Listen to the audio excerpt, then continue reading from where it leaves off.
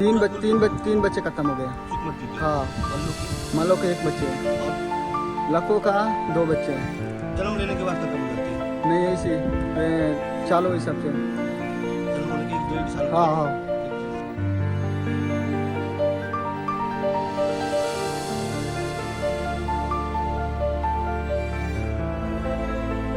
दंतेवाड़ा जिले के चारों ओर से हसीन वादियों के बीच बसा बेहद सुंदर लोहा गांव आज मौत के मुहाने पर खड़ा है।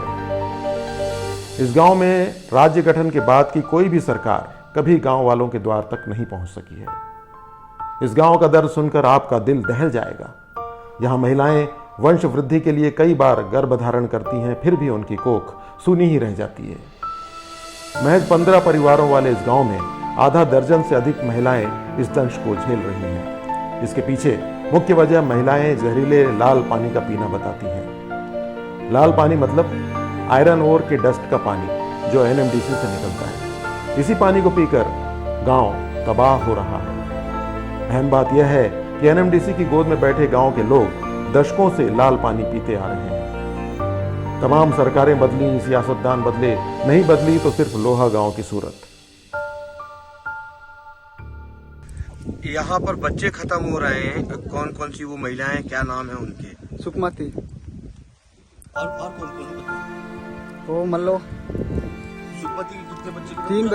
तीन बच्चे खत्म हो गए। सुकमती के? हाँ, मल्लो के? के एक बच्चे हैं, और लको का 2 बच्चे हैं। जन्म लेने के बाद खत्म हो जाती है? नहीं, ऐसे चालू हिसाब से। जन्म होने के 1.5 साल? हाँ हाँ। अभी किसी के गर्भ में किसी की मौत हुई है क्या? ऐसे पेट में मौत हो गया। हॉस्पिटल लेके गए थे, आधा रास्ता में ऐसी मौत हो गया। क्या नाम है उस महिला का जिसका? सुंदरो। कितना दूर ले जाना पड़ता हॉस्पिटल? ये कम से कम 15 किलोमीटर हो गए। ये कैसे ले जाते? पैदल है, वो के लेके जाता सर। ये बच्चे बीमारी के चलते खत्म हो रहे हैं? क्या समस्या क्या आ रही, कैसे खत्म हो रहे हैं? ये लाल पानी वजह से ऐसी ना सर। बच्चे कमजोर पैदा होते हैं? हाँ।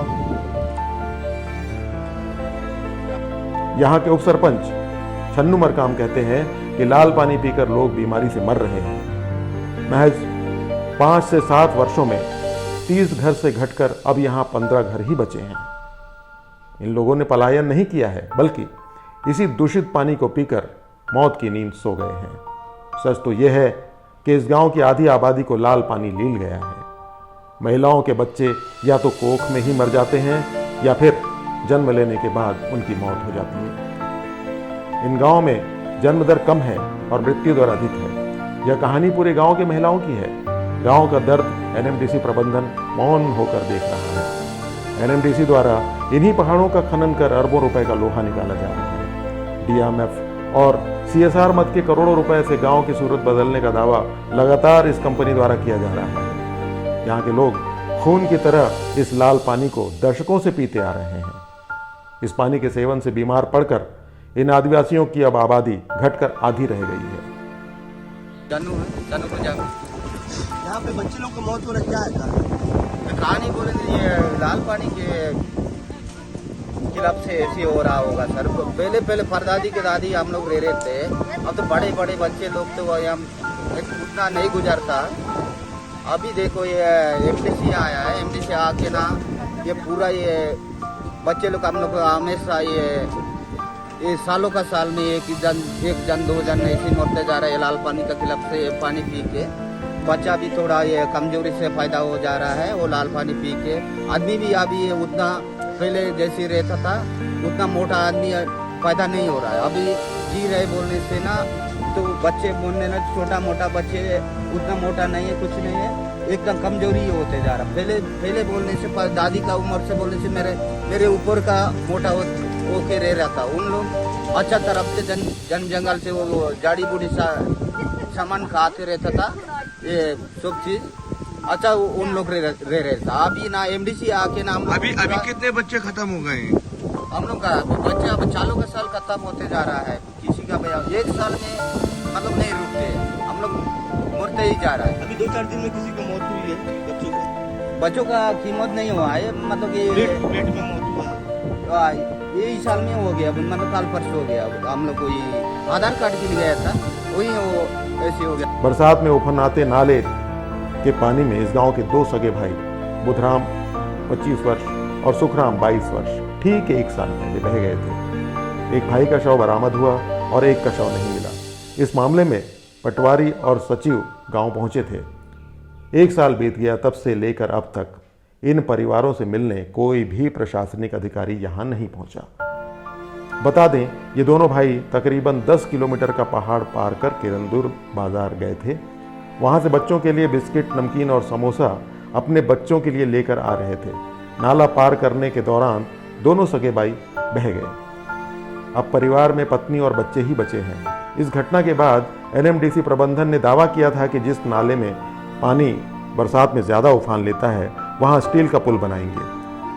स्टील का पुल तो छोड़िए, उनको मुआवजा तक नहीं मिला, जबकि प्राकृतिक आपदा में हुई मौतों के बाद परिजनों को 4 लाख का मुआवजा मिलता है। वो बाजार करके आ रहा था, बांस लेके गया था और जो उसी समय में बारिश गिर गया, वहाँ से फिर तुरंत से पानी भर गया। जो पानी में बह के मरे उनके नाम क्या था? उसका ये बड़ा भैया का नाम बुधराम है, ये छोटा का ये चुक्कू है। परिवार अभी भी परिवार है उन लोगों का, ये इतना परिवार है।